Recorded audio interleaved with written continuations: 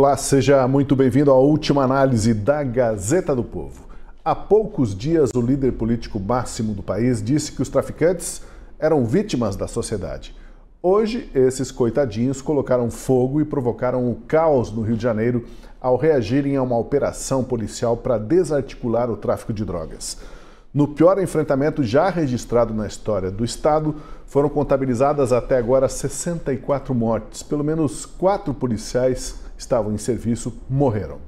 Neste cenário de guerra, o governador Cláudio de Castro afirmou que o Rio está sozinho no enfrentamento das facções e que o governo federal negou 3 pedidos dele de apoio, incluindo o empréstimo de blindados das Forças Armadas. O governo Lula negou essas acusações, mas é o mesmo governo que se nega a classificar facções criminosas como organizações terroristas, que defende as saidinhas das penitenciárias, que propõe uma política de desencarceramento em massa, que atribui a superlotação dos presídios a questões raciais e que coloca traficante como vítima da sociedade. Para debater esse dia de caos do Rio de Janeiro, as razões do fetiche da esquerda pela bandidagem, o impacto disso nas instituições e o desafio de tirar o país das mãos do crime organizado, nós vamos agora para a última análise, que tem nossos 3 convidados no telão hoje. Vão dividir o telão o tempo todo aí. O André Marcília. Tudo bem, Marcília? Salve, bem-vindo. Tudo bem, Tosi. Cumprimento a você, a todos os meus companheiros aqui de telebancada e toda a audiência. Júlia Luci, bem-vinda, Júlia. Tudo certo? Tudo certo. Boa noite, Tosi, querido Marcílio, nosso colega. Desculpa, qual o nome? Daniel Vargas. O grande Vargas. Daniel, Oi, Vargas. Muito bom. Toda a nossa audiência. Boa noite. Salve, Daniel Vargas. Tudo certo? Boa noite a todos. Boa noite, Tosi. Boa noite, Luci. Olá, Marcília. É um prazer participar. Pois então, o Rio de Janeiro conta os mortos neste dia mais letal de enfrentamento entre a polícia e o tráfico de drogas. Pelo menos 60 pessoas morreram, entre elas 4 policiais. Colunas de fogo e fumaça mudaram a paisagem da cidade e o som de disparos de metralhadoras compôs um cenário de guerra campal, espalhando medo e terror na população.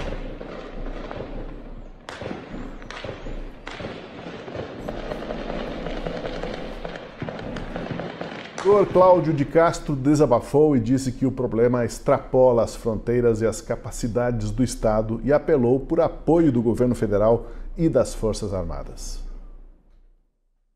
Essa é uma guerra que está passando os limites de onde o Estado deveria estar sozinho defendendo. Para uma guerra dessa, que nada tem a ver com a segurança urbana, realmente nós deveríamos ter um apoio muito maior, talvez até nesse momento até de Forças Armadas, porque essa é uma luta que já extrapolou toda a ideia de segurança pública. Tudo aquilo que está lá na Constituição Federal extrapola completamente quando você tem essa quantidade de armas que vem através de tráfico internacional de armas, essa quantidade de poder bélico que vem de um financiamento feito por lavagem de dinheiro, ou seja, não é mais só a responsabilidade do Estado. O Estado está fazendo a sua parte, sim, mas quando ela fala em exceder inclusive as nossas competências. Já era para estar tendo um trabalho de integração muito maior com as forças federais, o que nesse momento não está acontecendo. O Rio de Janeiro viu em 2010, o Brasil inteiro viu um trabalho de integração e hoje o Rio está sozinho. O governador do Rio de Janeiro, não dá para a gente deixar de notar, até gaguejou em boa parte da fala dele, e qualquer um iria gaguejar diante da explosão de violência e do alcance do poder das facções. Castro reclamou de ter sido deixado sozinho, você ouviu ali, para lidar com o crime organizado. Já o ministro da Justiça, Ricardo Lewandowski, negou que tenha recusado ajuda para a operação desta terça-feira. Mas o governador explicou que ele nem teria chegado a pedir dessa vez porque já tinha pedido outras 3 vezes e não havia conseguido nada. E sabe que o governo Lula também, segundo Castro, é contra qualquer decreto de garantia da lei e da ordem, a GLO. Estamos naquele momento de troca de acusações de quem é a culpa por esse estado de coisas. O ministro da Justiça disse que se Castro sente que não tem condições, ele precisa jogar a toalha e pedir a GLO ou a intervenção federal. E aí, abre aspas, disse o Lewandowski, ou ele faz isso, o Castro, se não conseguir enfrentar, ou vai ser engolido pelo crime.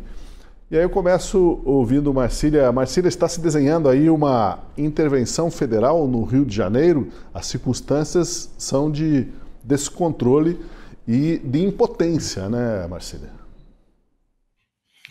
Sem dúvida alguma, e não é de hoje. Vamos dizer que, e não é só no Rio, vamos também dizer isso. Então a gente tem uma situação, se você for para Salvador, você tem ali uma bomba esperando para explodir. Se você vai para o Rio de Janeiro, você tem uma bomba esperando para explodir. Aqui em São Paulo, por exemplo, toda semana tem uma pauta falando de facção. É PCC para cá, é PCC para lá. Então, assim, parece que a gente tem um problema que é sério, que é de ordem nacional e que agora estourou no Rio, né? E o Rio é uma questão crônica, não é de hoje, e infelizmente a gente tem um governo federal que parece que não está preocupado, né? A notícia que a gente tem é de que houve inclusive pedido de auxílio federal das forças federais, e esse auxílio foi ignorado. E, salvo engano, foi ignorado por mais de uma vez. Então a gente tem a questão de um governo que parece que trabalha de acordo com condições ou de acordo com interesses que não são os do Estado e não são os do combate à criminalidade. Vamos também aqui nos recordar que não faz muitos dias que o próprio governo Lula chegou, não é nem o governo, o próprio Lula disse que o traficante é vítima do usuário. Quer dizer, como é que se combate a criminalidade dentro de um país governado por alguém que fala algo assim, ou que no mínimo tem uma ideia, vê a questão da criminalidade a partir de uma glamorização, ou vê a questão do crime ou do criminoso a partir de uma vitimização. Então a gente tem um problema crônico de combate a criminalidade no país. Eu estava vendo aqui um post, só para também sair da questão Lula, mas daquela Jandira Fegali, dizendo que a questão poderia ser resolvida simplesmente sem um tiro, que era necessário que a questão fosse resolvida antes e sem tiro nenhum, e que como isso não aconteceu por parte de quem está no comando, né, no Rio de Janeiro, que então agora há uma represália dos bandidos. Então, quer dizer, é quase justificando a represália por não ter havido uma política de combate à criminalidade em que o tiro não se fizesse presente. Quer dizer, enquanto você tiver esse tipo de visão dentro do governo federal, óbvio que não adianta nada pedir auxílio para o governo federal, pedir alguma intervenção ou qualquer coisa do gênero, seja porque eles negam ou ignoram, seja porque eles têm essa visão de mundo a respeito de como se lida com a questão da criminalidade nacional, volto a dizer. Olha, Júlia Luci, enquanto o Rio de Janeiro vivia esse dia de guerra, os ânimos se exaltaram na Comissão de Segurança Pública da Câmara dos Deputados. Houve um bate-boca entre deputados da oposição com parlamentares do PSOL. A confusão começou quando o presidente da comissão, o deputado Paulo Bilinski, encerrou a sessão sem dar a palavra à deputada Talíria Petroni. Confira nessa postagem do Instagram do jornal Folha de São Paulo como que foi essa confusão. Valeu, presidente. Parabéns. Parabéns, presidente. Moleque, você vai pagar por ser moleque. O povo vai responder o que você carrega nas costas. Seu moleque covarde. Moleque covarde. É isso que o senhor é. Parabéns pelo E trabalho, levar lição que é bom demais. Sabe o que é bom? Matar a gente. Matar 70 pessoas no Rio de Janeiro, inclusive policiais. Sabe o que é bom? Um modelo de segurança pública. E o que o seu presidente está fazendo? O que o seu presidente está fazendo? 40, 50 agentes. O que ele fez? Agentes que estão indo policiamento. Negou 3 pedidos do governador. Mentira. Negou Foi 3 revogado pedidos. 11 vezes. 3 pedidos A para pedido intervir. desse Seu governador. presidente é conivente com o tráfico. O seu presidente é conivente com o tráfico. Não é conivente, não. Conivente com o tráfico. Amigo de narcotraficante. Amigo de narco-ditador. Amigo do Maduro. Amigo do Maduro. Ele defendeu Amigo do Maduro. Bolsonaro defendeu milícia. Amigo do Maduro. Miliciano. Vai pra Venezuela. Miliciano. Vai pra Caracas. Miliciano safado. Miliciano safado! Seu presidente é um miliciano. Seu moleque! Seu moleque! Calma! Calma o quê? Ah, vai gritar no inferno. Moleque Ah, também! você, Me respeite! você que tá dando de dedo em mim. Você que tá dando de dedo em mim. Eu meto dele sim! Ah, qual Foi que é a sua? cercado na Qual que é a palavra, sua? seus moleques! Ah, vai, vai, Seus moleques! Seus merda! você. Júlia Lucy, jogo para você, depois desse papelão lá na Câmara, esse debate todo, o clima esquentou, mas assim, é o que a gente disse, né? Agora é aquela troca de acusações e a retórica, quem consegue argumentar para jogar mais a culpa em cima do outro. A deputada Thalíria Petroni é uma das pessoas mais burras que hoje estão na política brasileira. Eu falo isso porque eu acompanho o trabalho da Câmara dos Deputados e ela tem realmente uma limitação cognitiva.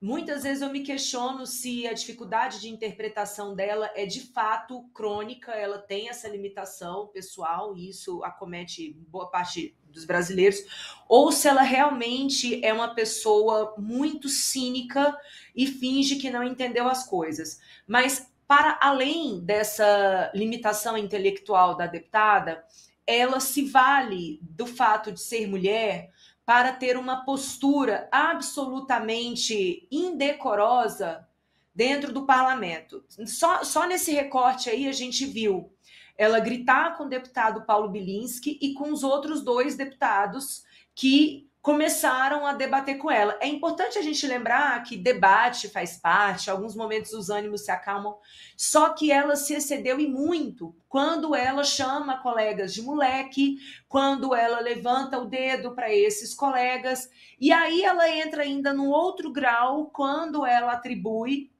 a uma outra pessoa que não está ali presente, que é o presidente Bolsonaro, a condição de fazer parte do crime organizado sendo supostamente miliciano.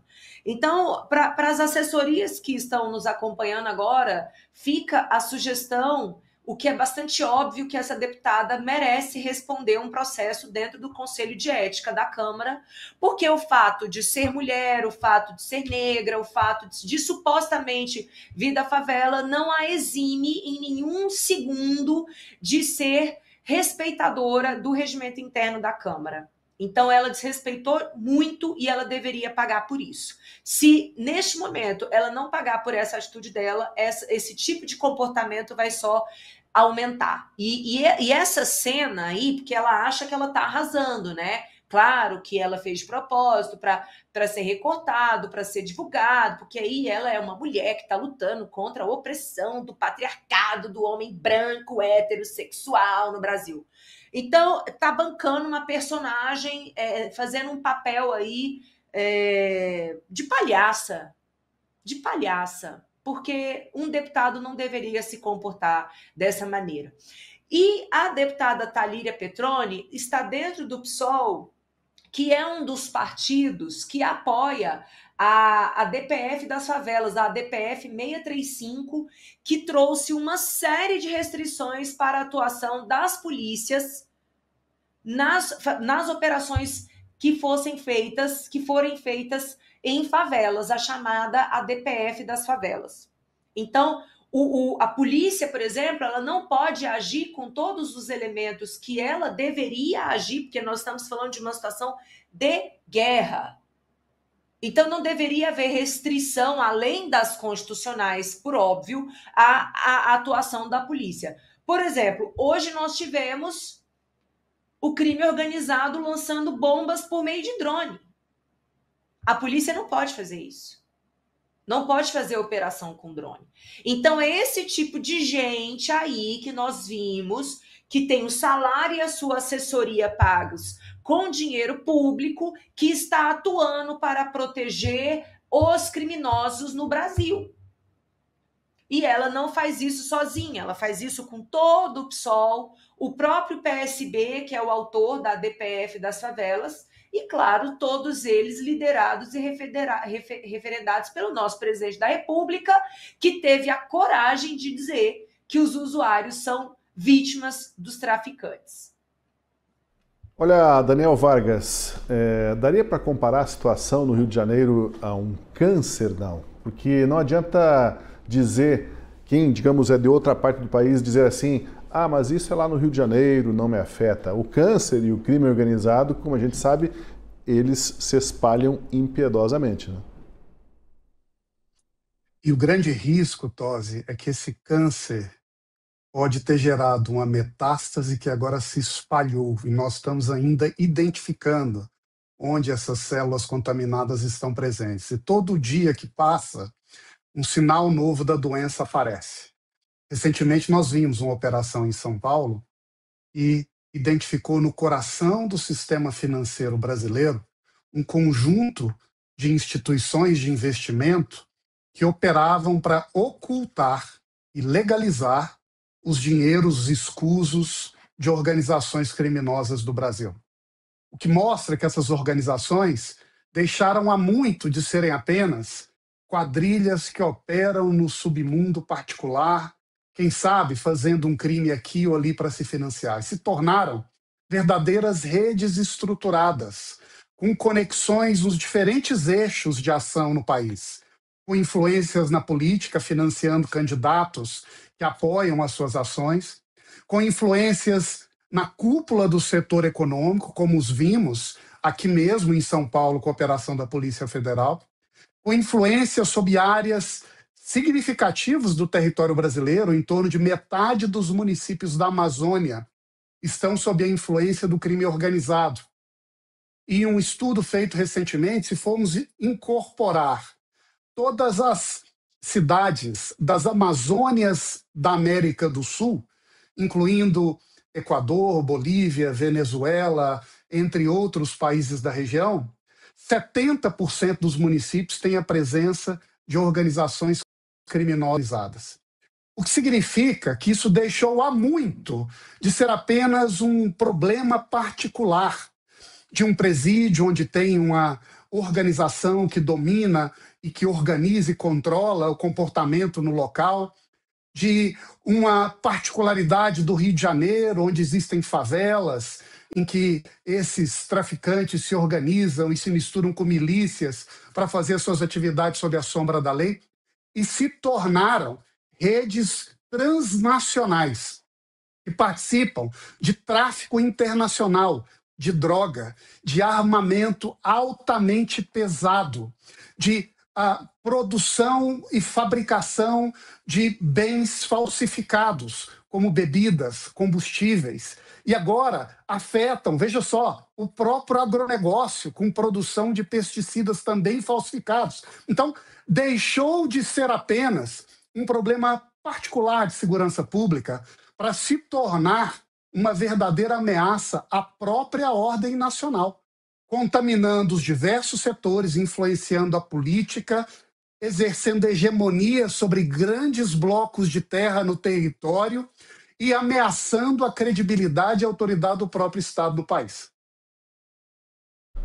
Pois olha, o Ministério da Justiça, a gente comentou aqui, rebateu as acusações do governador Cláudio Castro e disse que o governo do Rio sequer utilizou todos os recursos federais disponibilizados para investir no sistema penitenciário e na segurança pública do Estado.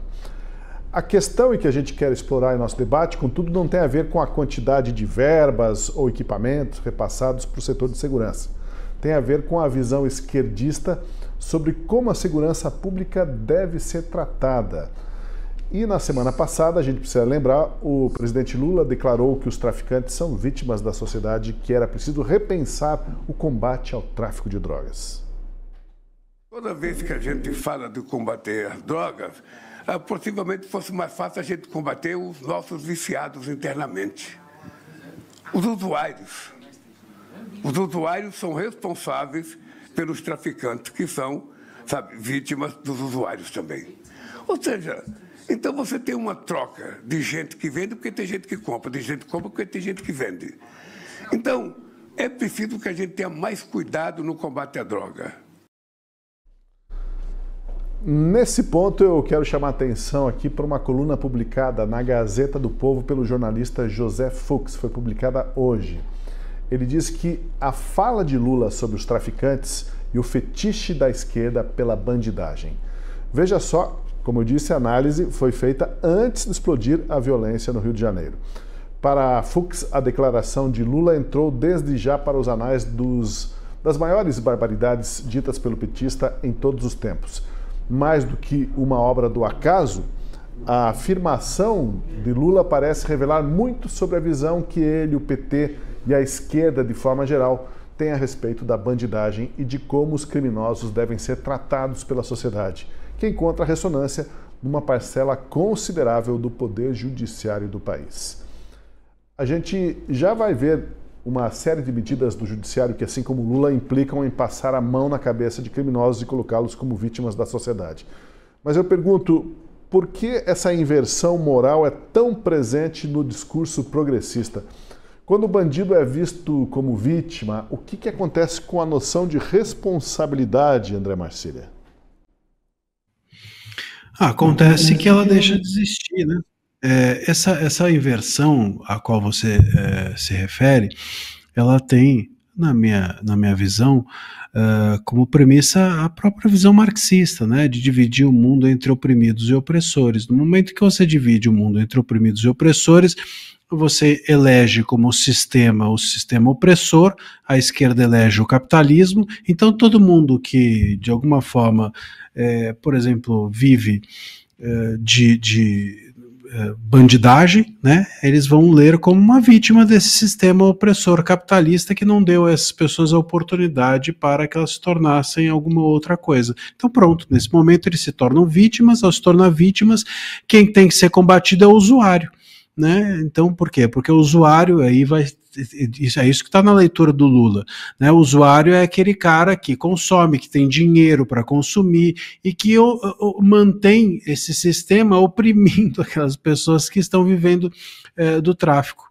Então, não há responsabilidade no traficante, na visão do Lula, no criminoso, ele é só vítima. A vítima é alguém a quem você não imputa responsabilidade, né? A vítima é isso. Quem é vítima não pode sofrer nenhuma sanção, não pode ter culpa nenhuma, né? Ele simplesmente merece acolhimento.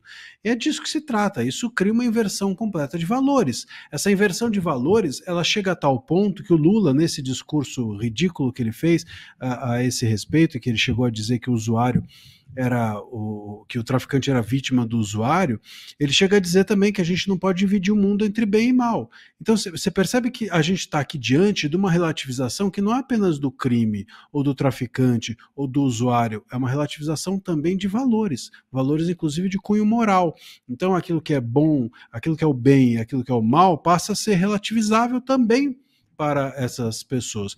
O problema é que se o Lula tivesse dando aula de sociologia numa escola de fundo de quintal, no município, né, enfim, o problema seria um pouco menor do que sendo presidente da República e definindo quais são as políticas de Estado a respeito da criminalidade. E aí é que está o grande problema. No momento em que ele a pessoa que define os rumos da segurança pública e da política sobre drogas, etc, etc, etc, a gente tem aqui um problema dimensionado de uma maneira estratosférica, porque ele também vai eleger para as pastas referentes à segurança pública gente que pensa que é só um uso de uma palavra generosa para o que passa-se dentro da cabeça dele, que pensa parecido ou igual, né? Então é dessa maneira que as políticas são definidas de cima para baixo em todas as pastas, secretarias, etc., ministérios que dizem respeito à segurança pública. E a gente chega no problema que a gente tem hoje. A gente chega no problema em que o Estado está completamente imobilizado. Você olha para o Rio de Janeiro, como você mencionou no início, o governante gaguejando, porque não tem muito o que fazer nesse lugar em que nós chegamos. E é grave, é muito grave. E como eu mencionei na minha fala inicial, nós não estamos diante apenas de um problema localizado no Rio. É muito confortável para a gente falar assim, o Rio de Janeiro está entregue. Não, o Rio de Janeiro é assim. Não, o Rio de Janeiro expõe as suas veias, né, de uma forma muito mais contundente, em razão até da forma geográfica como o Rio é construído, né? Então tem essa história do morro, muito próximo dos bairros mais elitizados, e tem essa coisa geográfica também, de cima e embaixo, né? Os traficantes no morro então estão acima, embaixo as pessoas, enfim, essa topografia do Rio de Janeiro expõe todos esses problemas muito mais a nu, de forma muito mais crua, mas nós todos vivenciamos isso. Vai para um bairro periférico de qualquer cidade grande do Brasil e veja se você sobrevive ali a essa enxurrada de criminalidade que assola o país. Essas pessoas estão se tornando, inclusive, políticos, essas pessoas estão entrando na vida pública, estão assumindo cargos, estão criando pontes, e o que o Lula está fazendo? O Lula está recebendo, segundo dizem, e segundo parece que o Carvajal vai denunciar em algum momento, recebendo recursos do narcotráfico da Venezuela. Então, assim, olha o lugar em que nós estamos. É muito grave, porque a nossa política nacional e internacional toda vai no contrafluxo de todo e qualquer combate à criminalidade. Olha, eu quero ainda destacar essa coluna que foi escrita na Gazeta pelo jornalista José Fux, que é um experiente jornalista, já passou por vários veículos de comunicação, né? E ele destaca que por mais que o Lula e seus aliados tentem tratar o episódio da defesa dos traficantes como uma gafe ou um fato isolado, é essa mesma visão que relativiza o crime e procura tratar o problema como uma questão social, em vez de combater a bandidagem com o rigor da lei, essa mesma visão está presente no discurso do PT, de suas lideranças e sua militância, desde que o partido surgiu em 1980 e desde a primeira eleição presidencial que Lula participou em 89. A esquerda, Júlia, parece que relativizou tanto a moral e os costumes que agora seria quase um fetiche mesmo em proteger quem transgride. Isso seria estratégia política? É uma convicção ideológica? Como que a gente chegou a esse ponto?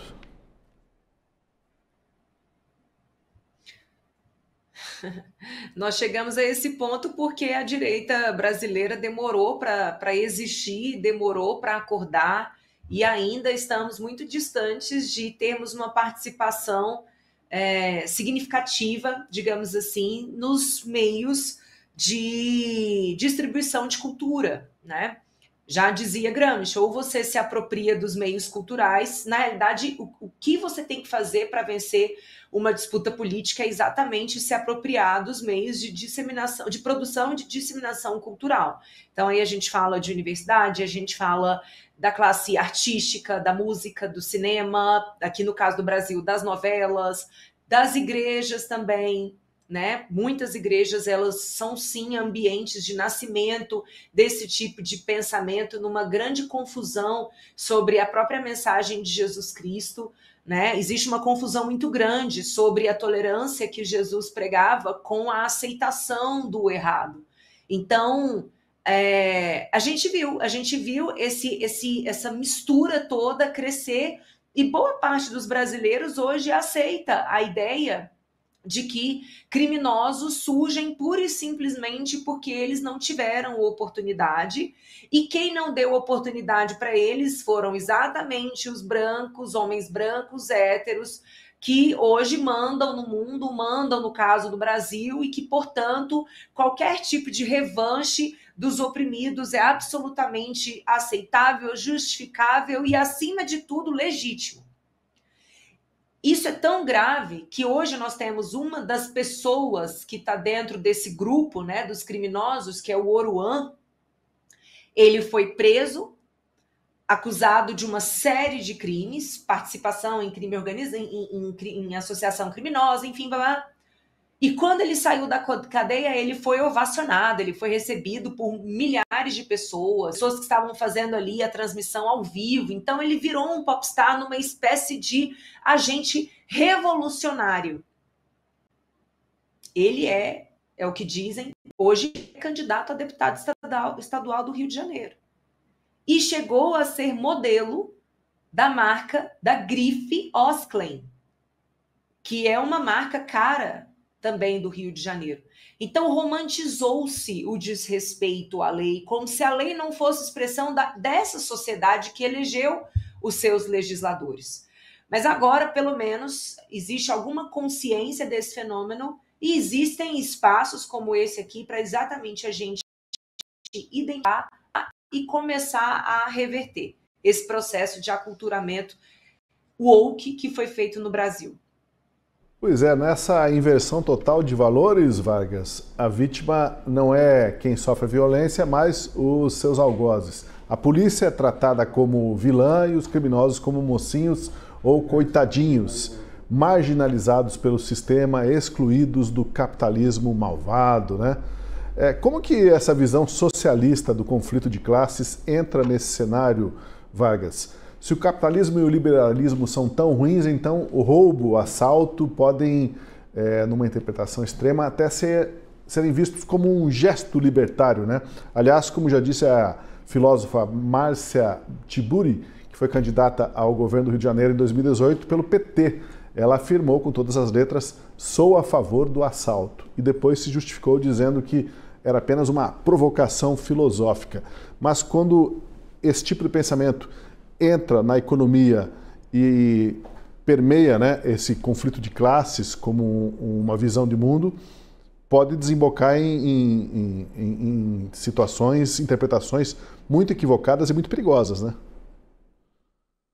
São as duas fontes mais nocivas que influenciam o pensamento da esquerda em matéria de segurança há 50 anos. Desde que a gente transita do regime militar para o regime democrático, a maneira como a esquerda se porta no debate da segurança pública tem o mesmo estilo. De um lado, uma influência do velho marxismo, como Marcília destacou, não é? Em que a sociedade ela é controlada por um sistema econômico opressor que exclui minorias ou maiorias, que, portanto, teriam como única forma de superação da sua situação de opressão a rebeldia, inclusive com gestos de violência. E, de outro lado, um pós-modernismo, uma espécie de rebeldia de 68, que influencia, sobretudo, uma classe média urbana meio internacionalizada, que identifica qualquer forma de ordem e de lei como uma restrição à sua criatividade. Juntam essas duas coisas na história. E no caso brasileiro, a esquerda assimila essas duas fontes e identificam como inimigo central o regime militar, que por sua vez estruturava uma economia de mercado.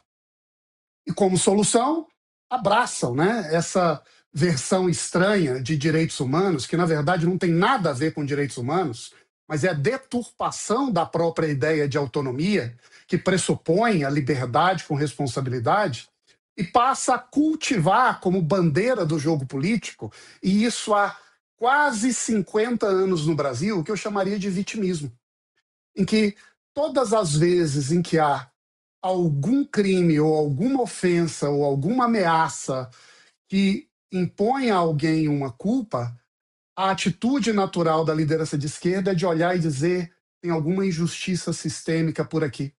E esta pessoa que cometeu esse crime, com mais provavelmente, é uma vítima da sociedade. Aliás, se a gente for olhar entre 2011 e 2014, a ministra de Direitos Humanos no Brasil era a Maria do Rosário, deputada federal. E naquela época, inúmeras vezes utilizava essa frase no alto do seu poder como ministra de Estado para justamente dizer: o bandido é uma vítima da sociedade. E, portanto, todo o encaminhamento de políticas para resolver os problemas da violência ou da segurança pública no Brasil eram ligados a, de um lado, tolher as ações policiais, construir regimes de controle, de ouvidorias, de processos que constranjam a atuação da polícia em suas operações de rotina, em limitar o poder de ação do Estado no controle do crime por meio dos seus órgãos policiais, acabar com a polícia militar, que seria uma espécie de resíduo autoritário do passado. Enfim, fortalecer os direitos humanos contra o Estado contra a polícia e, ao se fazer isso, também garantir condições em que a vítima pudesse, então, melhor se realizar. E agora, se a gente for olhar nos idos de 2025, em que verdade seja dita, algumas coisas mudaram no debate brasileiro e parte da esquerda entende que esse vitimismo, na verdade, é não apenas muito atrasado, mas uma grande chaga que desacredita lideranças políticas em escala no Brasil, de todo e qualquer espectro político que não vê a segurança como uma prioridade para a maior parte da população. Agora, mesmo hoje, com todo esse, digamos assim, oxigênio novo do debate sobre segurança no Brasil, não é incomum ver entre as lideranças do Estado o discurso de que o objetivo prioritário de uma política de segurança no Brasil é a desencarceirização, né? É retirar as pessoas da cadeia, é liberar gente, é não prender, é prender menos, em vez de olhar para a raiz do problema e identificar como o sistema de segurança funciona ou não funciona. Qual é o papel das instituições desse regime? Quem comete o crime é de fato punido? O regime funciona? As leis são cumpridas? Quem cometeu o crime mais bárbaro, que é o homicídio, está na cadeia? Ou menos de 10% de quem mata acaba cumprindo uma pena na prisão? Então, em vez de olhar para essa realidade e buscar soluções efetivas, esses slogans de um vitimismo 2.0 continuam vivos e travando qualquer debate, qualquer proposta séria de mudança desta estrutura de segurança que é tão importante para o Brasil. Pois olha, agora não parece que o Estado assistencialista da esquerda ele é copiado de forma paralela pelo crime organizado, também assistencialista? Porque o político populista e o chefe do tráfico querem ambos serem venerados, respeitados pela comunidade. Para isso, quanto mais as pessoas forem independentes, tanto melhor, né? Tanto é que não é incomum, pelo contrário, é muito comum esses chefes do tráfico, Marcília, oferecerem proteção para o comércio, serviços para a comunidade, na base da intimidação, na base da força, mas eles também têm uma política assistencialista que busca atender essa linha filosófica de que o Estado deve ser provedor, se não o Estado, então, quem manda ali no pedaço é o cara que é o provedor. Assistencialismo nas duas vertentes, política e do crime. Porque, além de tudo, o assistencialismo do governo é apenas retórico, né? Quer dizer, além de tudo, todo esse papinho de nós vamos proteger os excluídos, de nós vamos proteger as pessoas que são oprimidas pelo Estado, fica só na teoria. O governo, na prática, não faz isso. Na prática, ele faz... Bom, se a gente for pensar do ponto de vista prático, é impossível fazer isso, né? Porque se você acolhe uma minoria, aquela minoria se torna opressora de outra. Se você acolhe uma minoria, aquela minoria se associa ao poder e passa a ser o status quo e, com isso, oprimir as demais minorias que sobraram. Porque sempre vai sobrar alguma minoria. Não cabe todo mundo dentro do acolhimento do Estado. Basta a gente olhar para os estados socialistas, basta a gente ver como se resolvem os estados que chegaram a algum tipo de solução próxima da marxista, né? Sempre sobra alguém de fora, né? E, obviamente, a gente sabe quem que sobra de fora sempre o povo, né? Então, não tem, é inviável. A gente vê isso muito... Eu sempre uso de exemplo uma decisão do Flávio Dino de um tempo atrás, que decidiu que alguns livros, não sei se vocês vão se recordar disso, mas alguns livros deveriam ser recolhidos por conterem menções que seriam ofensivas a homossexuais. Então o Dino foi lá e mandou recolher, porque era uma ofensa a determinada minoria homossexual. Muito bem. Aí eu fiquei pensando se a minoria que fosse ofendida fosse outra. Por exemplo, moradores de rua. Provavelmente, eu queria muito ver se o Dino daria uma decisão para retirar do ar, para mandar para a fogueira, né, livros que falassem de moradores de rua. Claro que não faria. Por quê? Porque essa minoria não importa, porque essa minoria não está associada ao poder. Os moradores de rua não estão no governo, você entendeu? E esse é o ponto. Então, não tem como acolher todo mundo dentro desse assistencialismo do Estado. Mas o governo brasileiro sequer é capaz de tentar fazer isso. E aí ele fica só na teoria. E aí sobra espaço para que esse assistencialismo seja suprido pela bandidagem, sobretudo nesses locais onde o Estado não entra, que são favelas e periferias e etc. Ou não entra porque estão totalmente tomados, ou não entra porque não interessa. Ou não entra porque são regiões em que, enfim, pouco importa. Para o governante é mais fácil ir lá e distribuir meia dúzia de dentadura ou de gás, como a gente viu agora recentemente, não é? O gás da Janja, o gás do Lula, que é a nova dentadura, que é distribuída em períodos eleitorais para conseguir-se um voto de cabresto. Muito bem, nesses lugares é mais fácil resolver dessa maneira do que você dar um real assistencialismo. E aí sobra esse espaço para que o crime ali se organize, e não apenas se organize, mas defina regras, e essas regras de acolhimento assistencialista, inclusive. O assistencialismo é tão nefasto que você pode ver, o próprio crime o faz. Claro, você cria uma dependência dessas pessoas em relação ao Estado, você tira totalmente a autonomia dela, você tira dela, portanto, a liberdade. Se o Estado faz isso, é grave, e obviamente se bandidos fazem isso também é grave, mas interessa a ambos, tanto ao Estado marxista quanto a bandidos, retirarem as liberdades das pessoas para que ele, seja Estado, seja bandidos, consigam governar sem qualquer tipo de crítica ou sem qualquer tipo de intervenção mais contundente dessas pessoas. O Vargas comentou há pouco sobre essa política de desencarceramento também, né? O que dizer, Júlia, sobre o Plano Nacional de Política Criminal e Penitenciária 2024-27, patrocinado pelo ministro Ricardo Lewandowski? Esse plano defende uma política de desencarceramento em massa e atribui a superlotação dos presídios a questões raciais, prisões consideradas arbitrárias e não a escalada da violência no país. Aliás, sobre questão racial, daqui a pouco a gente vai fazer menção até a um manifesto, aí, uma ação junto ao STF, para que obrigue o presidente Lula a nomear uma mulher negra para o Supremo. Eu estou antecipando aqui porque tem a ver aí com essa leitura de que quem está preso está relacionado à cor de sua pele, à sua etnia, então a melhor forma de fazer justiça, talvez justiça histórica, é desencarcerar todo mundo. Júlia.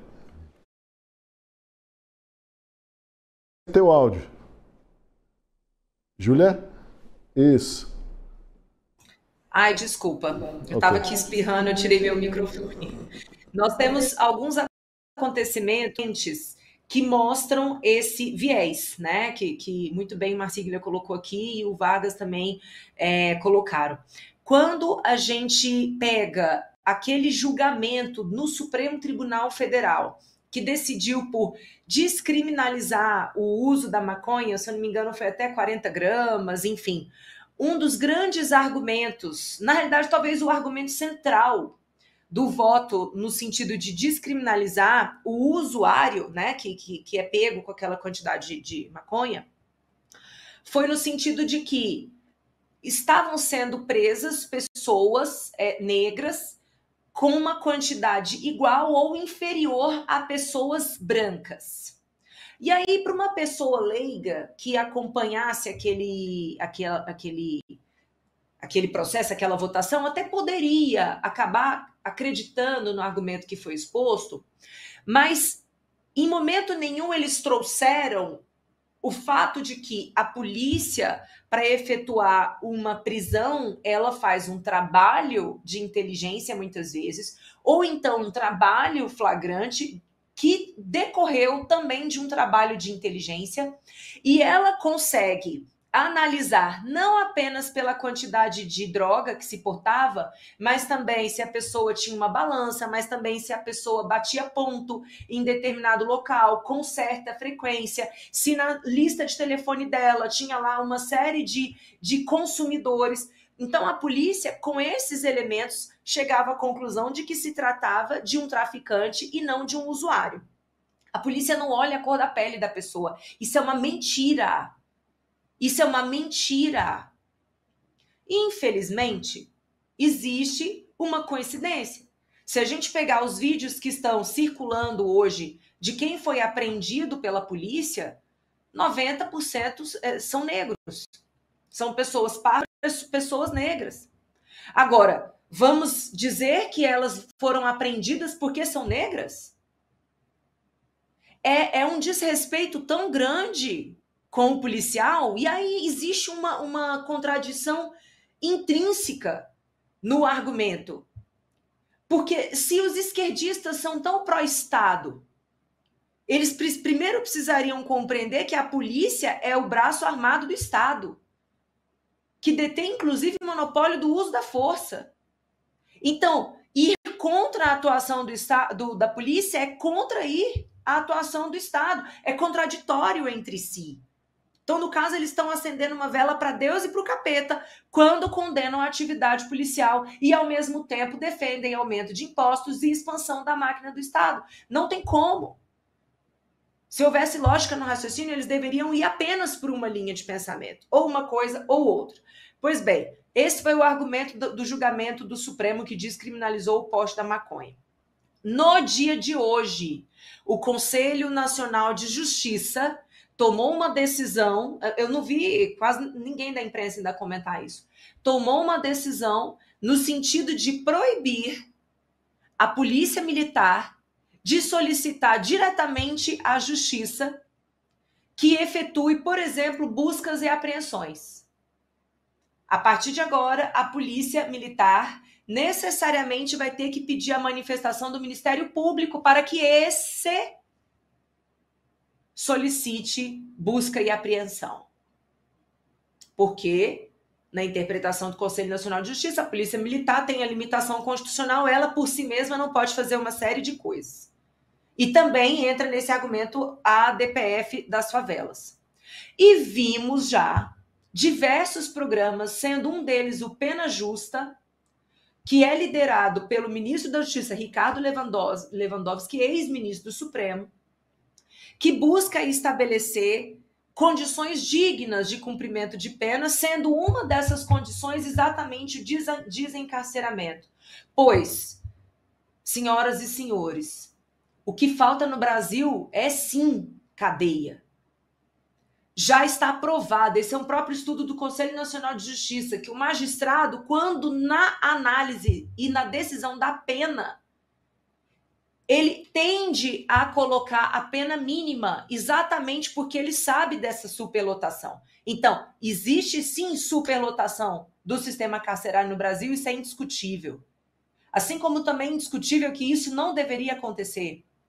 Mas a solução jamais passará pelo desencarceramento, mas sim pela construção de novos presídios, que foi o que o Bukele fez em El Salvador, tendo construído o maior do mundo.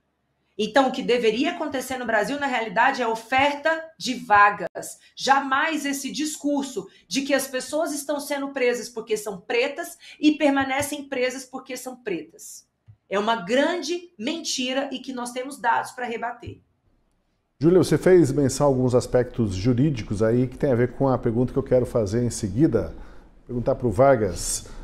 E para isso eu quero mostrar de novo dados da coluna do José Fux na Gazeta do Povo. Essa visão distorcida de Lula, do PT e de seus aliados sobre como a bandidagem deve ser tratada contagia também a justiça. Segundo um levantamento realizado pelo senador Jorge Seif, do PL de Santa Catarina, intitulado A Ascensão do Narcoestado do Brasil, o STJ, o Superior Tribunal de Justiça, concedeu nada menos que 9.166 habeas corpus a condenados ou investigados por tráfico de drogas apenas no ano passado. Outros 577 habeas corpus foram concedidos pelo STF no mesmo período, sendo que o tráfico foi o crime mais comum cometido pelos beneficiados pela medida. Aí, né, Vargas, eu pergunto, os advogados dos traficantes são excelentes assim, ou há brechas na legislação e muita benevolência dos juízes para livrar traficantes da cadeia? Sim. Toda a estrutura do sistema... Estava sem o teu áudio, ok, agora sim. Então, retomando, ou talvez o que haja é uma verdadeira falência em cada um dos elos que constituem esse sistema de segurança pública no Brasil. Porque, Tosi, quando nós olhamos em uma das pontas, o que a gente tem no Brasil hoje, como há vários anos, é um número de homicídios anuais que variam ali entre 40 e 60 mil, agora tem reduzido um pouco, mas que, para qualquer padrão internacional, é um recorde, com uma quantidade de pessoas que matam e morrem equivalente ou superior de verdadeiros países em guerra. Então, se nós olhamos para essa realidade, a pergunta seguinte é: essas pessoas que estão cometendo o crime mais grave, que é retirar a vida de alguém, estão sendo processadas, condenadas e na cadeia, correto? Porque, afinal de contas, nós temos presídios abarrotados, então devem estar os homicidas lá dentro. E a resposta é: não é bem assim. De cada 10 homicídios no Brasil, 1 resulta em prisão, em média, segundo alguns dos dados que são comunicados por aí.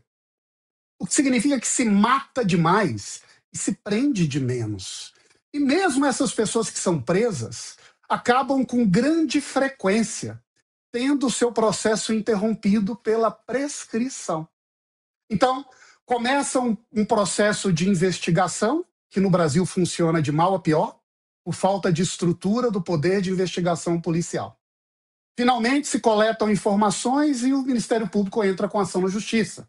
Essa ação vai tramitar nos escaninhos, muitas vezes por anos, até que finalmente é decidida, antes de se chegar a uma decisão definitiva, o crime é prescrito.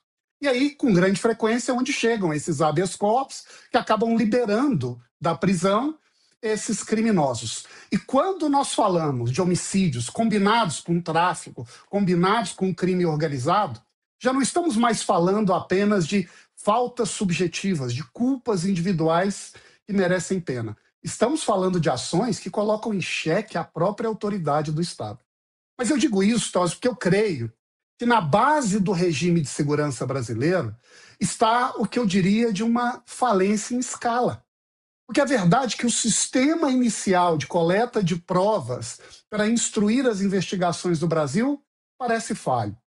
O próprio processo criminal é lento. O judiciário é abarrotado de processos que muitas vezes adiam-se meses ou anos para a tomada de uma decisão. E na prática, e no final das contas, o que acontece é que a polícia não prende tanto quanto deveria, o processo não anda na velocidade que se deveria, as condenações não são efetivas como se esperava, a pessoa não vai presa e quando vai preso, acaba muitas vezes morrendo na prisão sem ter qualquer forma de tratamento que alguém poderia considerar digno. Então, o resultado da história é que nada nessa cadeia, nessa sequência funciona. O que significa também duas coisas. A primeira delas é que apenas aumentar pena talvez não seja suficiente. Porque quando a pessoa entra nessa peregrinação do processo, dificilmente vai ser condenado. Se for condenado, pode haver prescrição. Se não houver prescrição, pode arrumar outra forma de sair da cadeia. Mas também significa fazer um discurso populista de direitos humanos, ignorando os índices de homicídio e a violência, o significado que isso tem para o país, também não é solução para ninguém.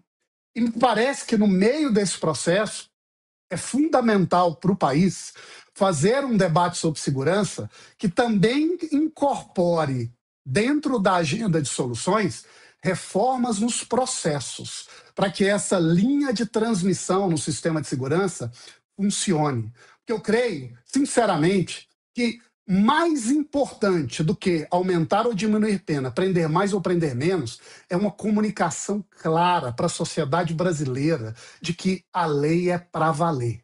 Hoje, a realidade entre nós é que a lei é apenas um disfarce, uma camuflagem para o crime organizado nadar de braçada no submundo da realidade nacional.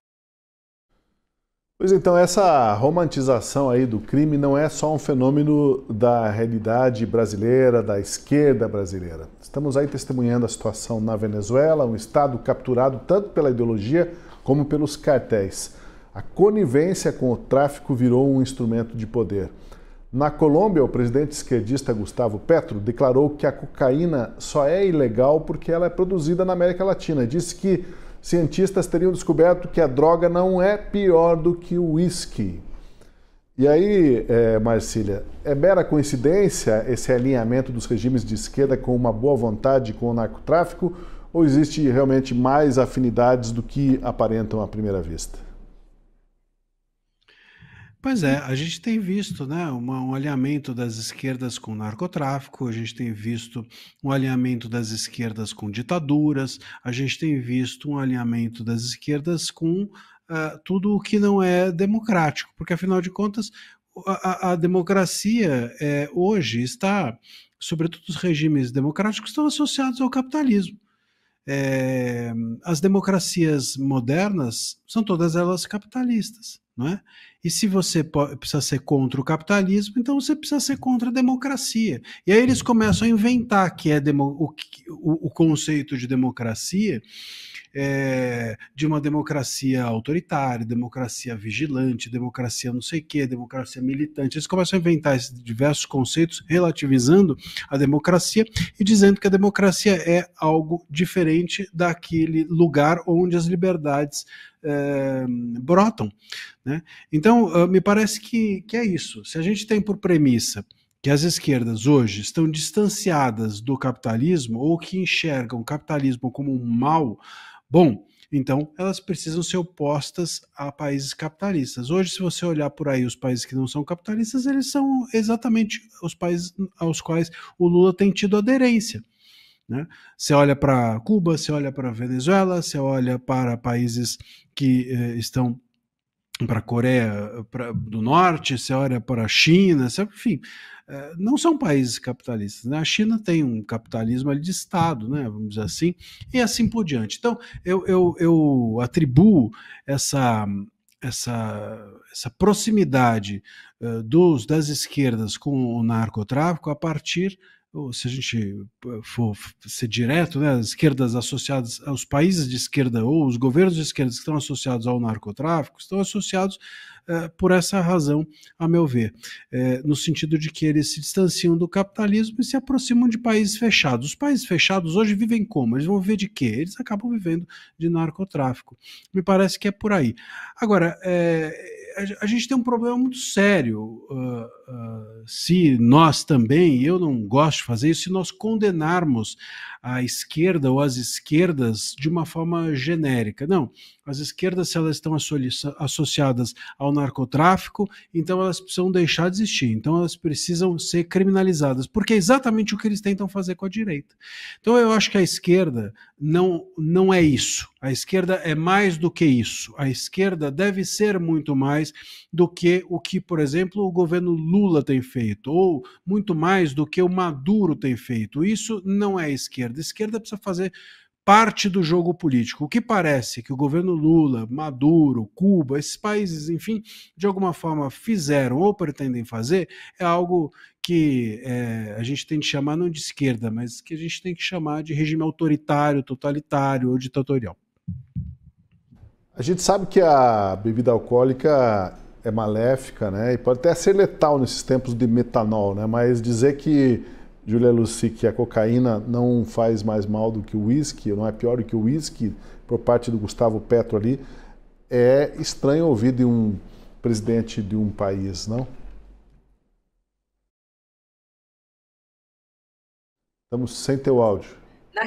Voltei. Na realidade, o Petro ele está absolutamente emparedado. Ele sabe o que vai acontecer com ele. O futuro dele é parecido, para se dizer o mínimo, com o que está acontecendo com o Maduro. O Maduro, em breve, né, será eliminado. Essa é a palavra que a gente pode usar, porque é a própria palavra que o próprio governo americano usa. Então, a tentativa de ele querer normalizar o consumo da cocaína, a produção da cocaína, as pessoas que trabalham, toda essa cadeia produtiva, chamar essas pessoas de trabalhadores, né, comparar a campesinos, é uma estratégia para tentar diminuir o peso do tráfico e o peso que ele tem dentro desse sistema que depende, claro, da anuência do governo, não explícita, mas da omissão do governo, de facilitações por parte do governo para continuar existindo. Então, é uma atitude de desespero de alguém que sabe que em breve vai cair, né? E triste é para nós brasileiros que uma frase como a que ele disse, né, de que a venda da cocaína deve ser legalizada. Hoje toda essa violência só existe porque a cocaína é considerada uma droga e é comercializada no mercado ilegal. Essa frase dita ao lado do presidente Lula. Então, esse tipo de afirmação só vai ser próximo de pessoas com quem se comunga de opiniões, né? Com quem se aproxima de defesas políticas. E é isso que o Lula é. Lula é, sim, um apoiador de chefes de Estado que dependem muito do funcionamento do narcotráfico, tanto para a economia de seus países continuarem funcionando, como também para eles se manterem no poder. Vargas, algum comentário aí sobre a geopolítica e o uísque comparado à cocaína, conforme mencionou o Gustavo Petro?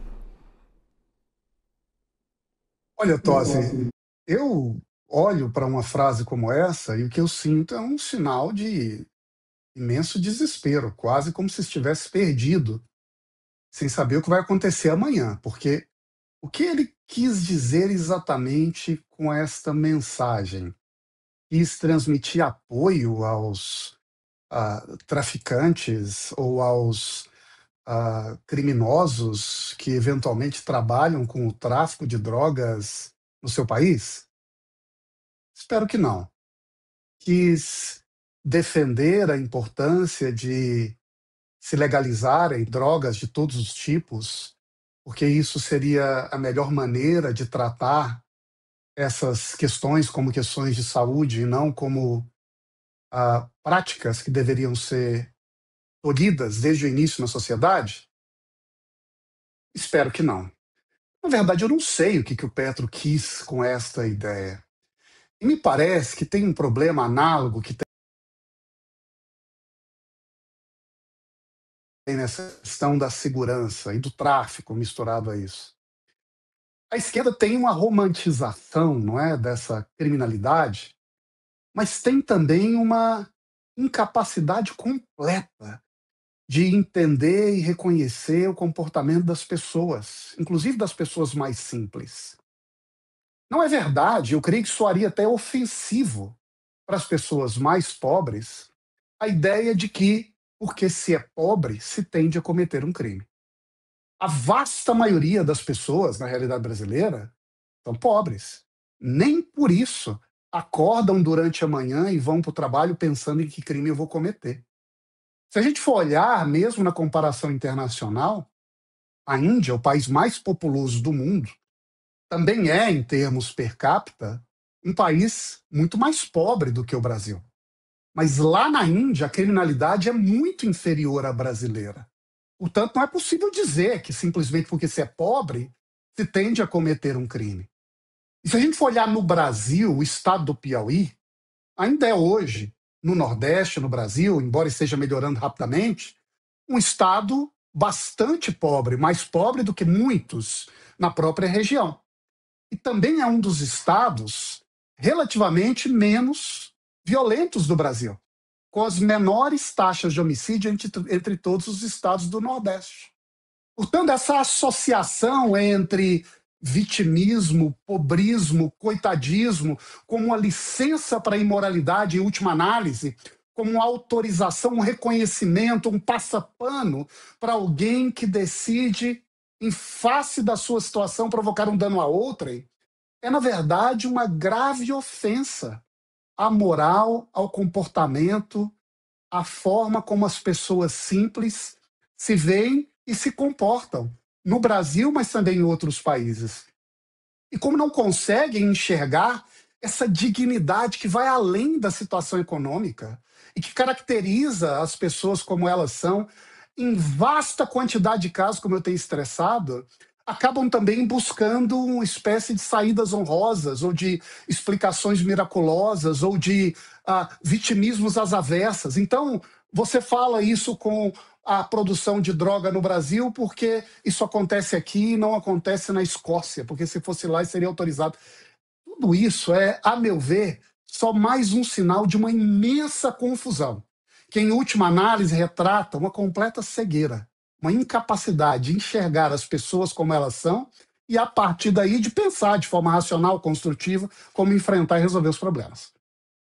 Agora vamos imaginar o impacto dessas imagens transmitidas para o mundo inteiro do caos hoje no Rio de Janeiro e a interpretação que outros países, outros cidadãos estrangeiros vão fazer da situação no Brasil, Marcília. Até como eles vão interpretar as ações de Trump no combate ao narcotráfico na América do Sul. Parece que o espanto vai ser assim, nossa, o Trump está se havendo lá, fazendo pressão em cima da Venezuela, da Colômbia, mas o Brasil está afundado, está tomado pelo tráfico. Fico pensando que impressão que isso causa lá fora e até como isso, de certa forma, dá robustez aos argumentos do Trump ao agir na América do Sul. Vamos dizer que, inclusive, o Trump, quando teve aquela como que se diz, coletiva de imprensa, né, antes da reunião com o Lula, eu acho que a gente até comentou isso aqui ontem, mas vou fazer novamente a referência. Ele chegou a dizer que o Brasil não estava envolvido com a Venezuela, né? E eu aqui cheguei a questionar o que ele queria dizer com envolvido, né? Porque envolvido nas questões da Venezuela ou envolvido com o que a Venezuela vem fazendo? Porque eu acho que talvez a gente esteja nas duas coisas, envolvido com a questão Venezuela, com tantas menções do Lula à autodeterminação dos povos, a Venezuela para os venezuelanos, como se a Venezuela tivesse alguma soberania popular para poder se autodeterminar. A autodeterminação dos povos só existe se os povos podem se autodeterminar sem um líder chicoteando o lombo das pessoas, como acontece ali na Venezuela e aqui também no Brasil. Aqui só mudam o nome dos líderes, né? Lá é Maduro, aqui também começa com M. Então, o problema é desse porte. Será que nós estamos envolvidos com a Venezuela? Até que ponto? Com qual profundidade? Eu mesmo mencionei agora há pouco que há a possibilidade de que a gente descubra adiante, circula essa informação de que talvez aqui o Brasil tenha recebido, inclusive, recursos da Venezuela. E, obviamente, não foram recursos lícitos, porque se lá circula dinheiro ilícito do próprio Estado, imagina só como é que isso não chegou aqui. Então, assim, tudo isso nos preocupa muito, porque é óbvio que isso vai acabar chegando nos Estados Unidos. Me parece que, nesse momento, o Trump está se fazendo de desentendido em relação a essa questão, sobretudo por conta dessa resposta que deu. Olha, o Brasil não está envolvido com a Venezuela.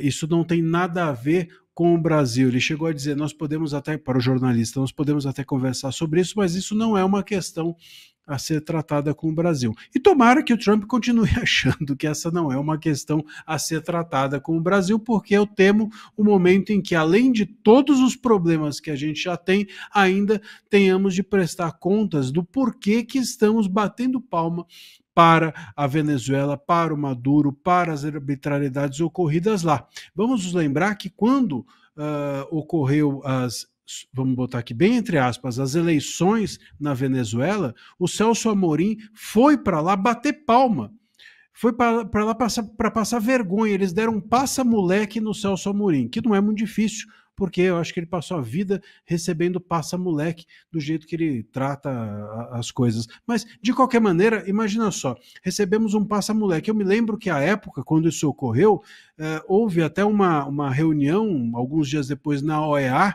e o Peru nos passou um pito. Imagina só, a gente receber uma bronca do Peru. Então, é nesse lugar que o Brasil internacionalmente está, recebendo bronca do Peru e se aliando à Venezuela. Então, realmente, tomara que o Trump não descubra isso, porque vamos passar uma baita de uma vergonha e temos mais problemas do que já temos. Vargas, o que você diz sobre o efeito internacional do que acontece hoje no Rio de Janeiro e à luz das políticas do Trump para combater o narcotráfico? Gravíssimo, Tosi. É uma sinalização péssima para o Brasil nesse momento em que nós assistimos o mundo cada vez mais atento e cobrando o Brasil, mas outros países em desenvolvimento, pelo que acontece na maneira como se gerem os seus recursos, como cuidam do meio ambiente e como lidam com as suas leis. Veja que recentemente, aliás, naquela mesma carta que o Trump originalmente enviou ao presidente Lula, dizendo: está aqui um tarifaço para vocês e vou abrir uma investigação particular debaixo da seção 301 do Ato de Comércio para investigar eventuais violações que o Brasil comete em diversas áreas, no tratamento ao comércio digital, na maneira como conduzem suas matérias ambientais, na forma como o Estado se comporta em diversos eixos. Mas o que está na base de tudo isso é a ideia de que o Estado, em vez de cumprir de maneira rigorosa com a lei, acaba criando flexibilizações, facilidades ou incompetências cujo efeito é gerar distorções econômicas e prejuízo para os países ricos. Então eles acham que quando a gente, por exemplo, não é capaz de fechar a fronteira do desmatamento, a gente estaria fortalecendo a capacidade do produtor brasileiro para competir com o produtor americano, que não desmata. Mas, verdade seja dita, já desmatou tudo no passado. Quando o Brasil adota um conjunto de leis que restringem, que mudam a dinâmica de regulação em determinados setores da economia, criando, por exemplo, dificuldades para um produto internacional a ingressar aqui, a gente estaria outra vez fortalecendo, criando a vantagem para a economia brasileira na competição internacional. Agora, quando o Brasil não age para implementar a lei e a ordem, garantindo a soberania da força sobre o seu território, e permite com isso que uma avalanche de atividades ilegais prosperem, e a partir daí passem também a interferir e influenciar nas atividades do Estado, está acontecendo não é apenas criando agentes econômicos que, em última análise, podem gerar competições ilegais com o estrangeiro, mas que podem comprometer o próprio funcionamento do Estado e, a partir daí, gerar um conjunto de contaminações, de produções de ilícitos que, em um mundo interconectado, acabam respingando sobre a saúde financeira, econômica, sobre outros países. Então, o que acontece no Rio de Janeiro é uma sinalização muito pesada da fragilidade brasileira de conseguir impor a lei, a ordem, a regra sobre o crime organizado. É quase como se estivéssemos reconhecendo, diante das lentes do mundo inteiro, que quem manda no Brasil é, em parte, o Estado, mas, em boa parte, o crime organizado. Pois veja só uma revelação que a gente traz agora, saiu na CNN. A Advocacia Geral da União elaborou em fevereiro deste ano um parecer no qual deu a fundamentação jurídica para que as Forças Armadas rejeitassem o pedido do governador do Rio, Cláudio Castro, feito em janeiro, para que fossem oferecidos blindados ao Estado para serem utilizados na segurança pública. Segundo a Advocacia Geral da União, né, temos que lembrar que é comandada pelo STFizável Jorge Messias, entendeu que não. Precisa cumprir um rito burocrático ali, não vai emprestar nada, o Exército não pode liberar blindados e emprestar para o governo do Rio de Janeiro para combater o tráfico. Tem que pedir a decretação de uma GLO, então uma intervenção federal. Isso fala, né, Júlia Lucy, um tanto sobre como nós temos um Estado cheio de cerimônias, rituais, burocracias, e tudo bem, é preciso ter certas burocracias, mas o governador pediu e foi rechaçado por uma questão burocrática ali, dizendo, ó, ou toma uma medida extrema ou não vai ter um blindadozinho aí para te ajudar. E aí é exatamente por isso que o governador Cláudio Castro, fez a solicitação para que o Ministério da Justiça fornecesse apoio com blindados e foi negado. E aí hoje o ministro da Justiça, Ricardo Lewandowski, deu uma entrevista e ele mentiu. Ele mentiu porque ele disse que não foi solicitada ajuda para o governo federal, e foi. E aí já está circulando agora o documento, o ofício do gabinete do governador do Rio, que comprova que ele pediu ajuda. E aí está super interessante agora a batalha de narrativa, né? Quem entrar no Twitter vai poder acompanhar isso. A esquerda e muitos dos influenciadores dentro do Twitter são financiados pelo governo federal.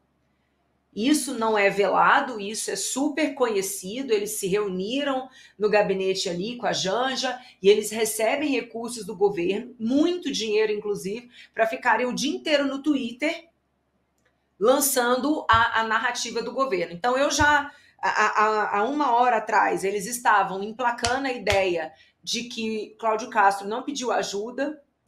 Aí agora já deu uma arrefecida esse movimento, como o documento está circulando, já arrefeceu. Agora a nova tônica, né, que está sendo divulgada por esses influenciadores é que o Rio é comandado por governadores de direita e são eles, portanto, os responsáveis por isso que aconteceu hoje.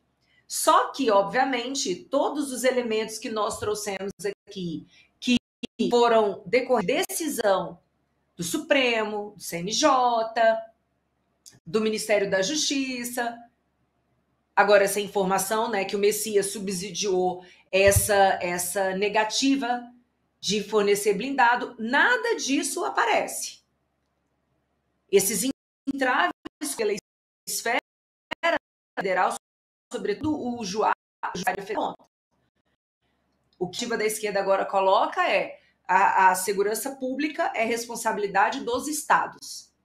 Então, é de uma crueldade tão grande que a gente pode esperar. O governador do Rio vai responder muito processo por causa disso. Vai responder. E também estão dizendo que essa operação aconteceu porque ele está já em campanha e ele queria chamar atenção. Então, gente, a gente já comentou exaustivamente aqui no programa. A partir da inversão de valores, você tem uma absolutamente com a cabeça fértil para acolher essas sementes da mentira que são lançados pelo governo, que tem toda uma central de comunicação, e essa central estabelece aquilo que vai ser divulgado seja para esses influenciadores ali das redes sociais, como também para a grande imprensa.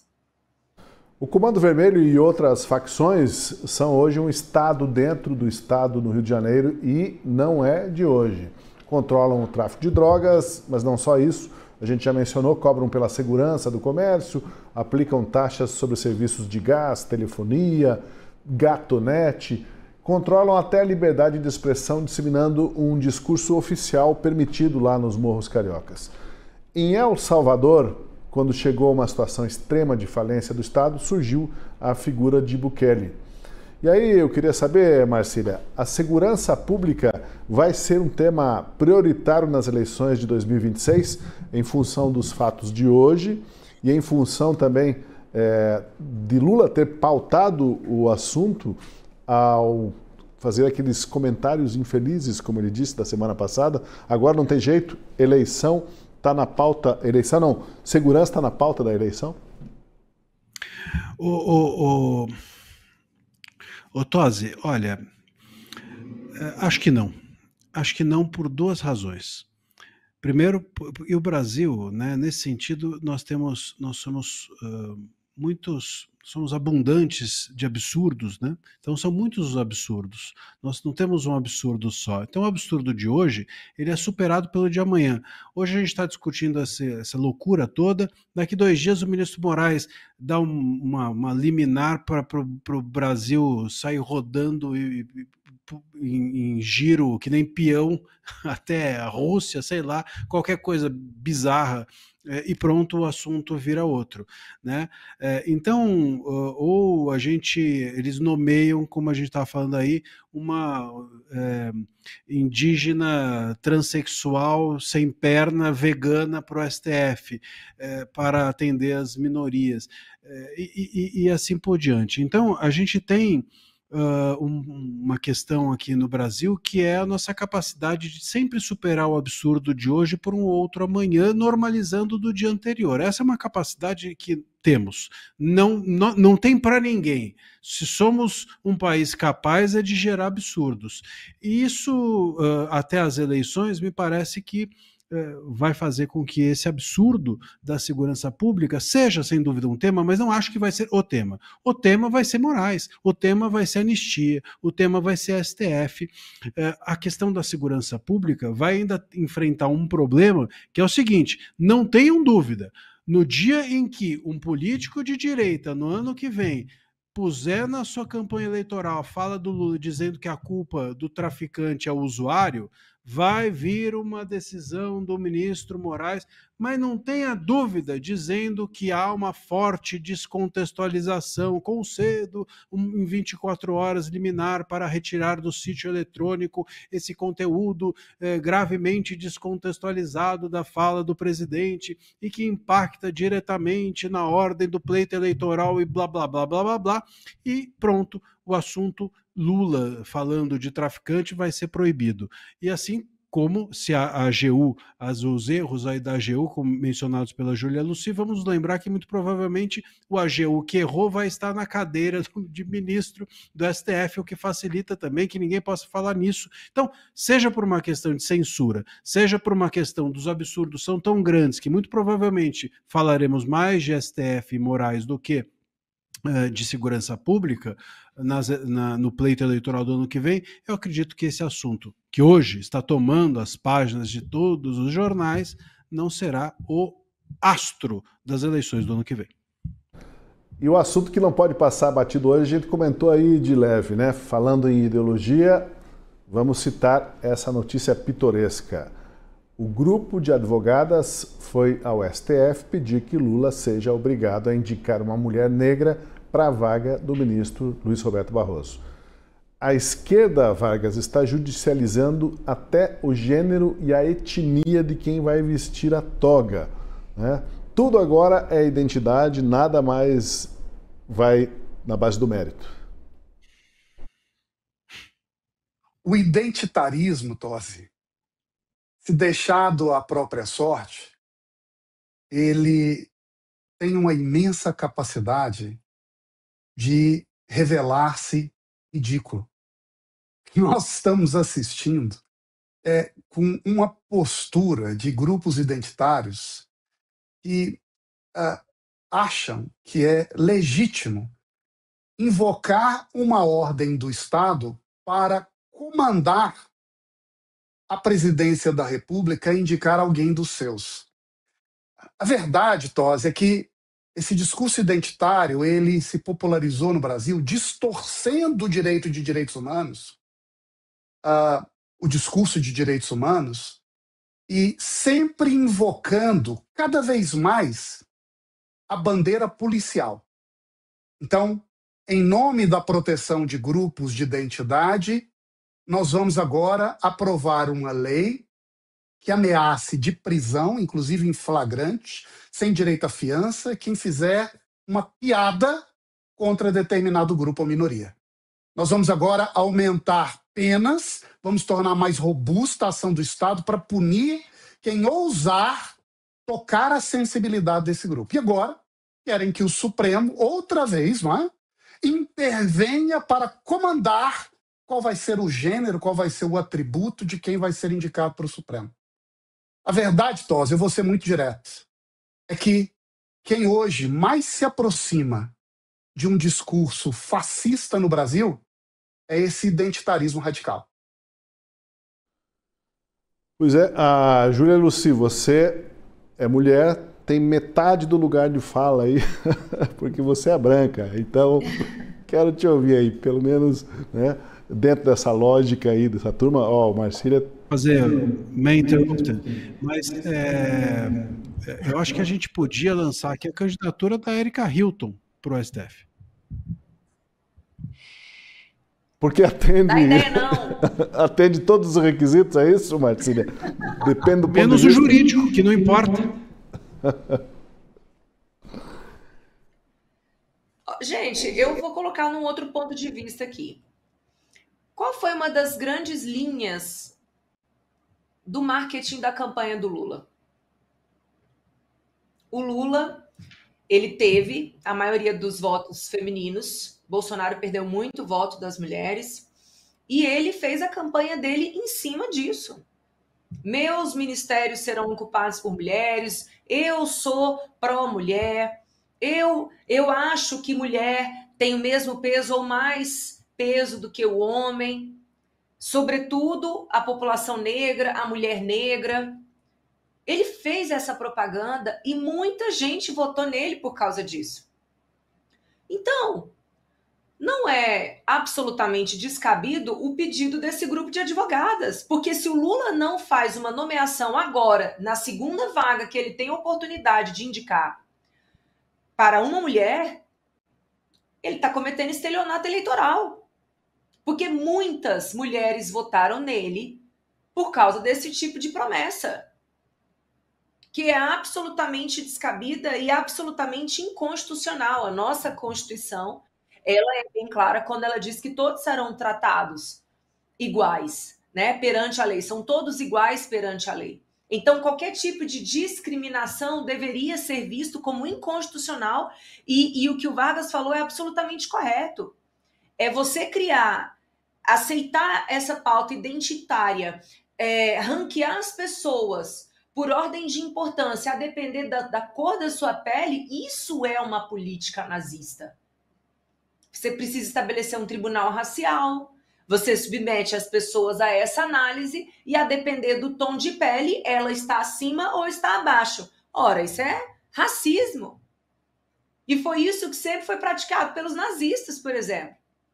E, na realidade, o que a gente está vivendo hoje no Brasil é uma situação em que é como se ser branco fosse um demérito. Tem pessoas que falam, mas o racismo, não existe racismo reverso. De fato, não existe. Porque a definição de racismo é exatamente essa, é você discriminar uma pessoa em virtude do tom da pele. Seja ela qual for. Então, essa foi a propaganda do Lula. Ele ganhou voto em torno disso. Não cumprir com essa promessa é, sim, um desrespeito às pessoas que votaram nele por causa disso. Então, essas advogadas têm um fundamento no que elas estão pedindo. E sobre as qualificações para ocuparem a vaga do Supremo, a gente já sabe que o critério que o Lula tem é proximidade com ele e fidelidade a ele. Foi por isso que ele nomeou Zanin. E é por isso que, muito possivelmente, quem vai ser nomeado é o Messias, porque ele sempre fez tudo o que o governo quis. Ele já teve diversas oportunidades de provar a lealdade dele. Então, vai ser mais um caso em que Lula vai desrespeitar as promessas de campanha dele, mas vai ser mais um caso em que a grande maioria das feministas vai baixar a cabeça, mas esse grupo de advogadas em si, elas têm o meu respeito. Porque, pelo menos, elas não estão aceitando caladas esse estelionato eleitoral que o Lula está promovendo. Olha, hoje a gente tentou entender os ingredientes que azedaram essa sopa da segurança pública brasileira, o tráfico fora de controle, o governo omisso e um discurso que transforma criminosos em vítimas e o cidadão em culpado. O fetiche da esquerda pela bandidagem é mais do que uma metáfora, é, como a gente viu, uma política de poder. Agradeço muito, André Marcília, pela participação mais uma vez. Obrigado, Júlia Luci. Valeu, Daniel Vargas. E especialmente a você, nosso espectador, que esteve com a gente até agora. E eu te convido a considerar se tornar assinante da Gazeta do Povo. Aproveite, porque a Gazeta está com uma promoção, só R$ 1,90 por mês nos 6 primeiros meses. E assinando, você dá apoio para que a gente possa manter no ar programas como Última Análise, com a qualidade desses nossos colunistas. Muito obrigado pela sua companhia e até o nosso próximo encontro.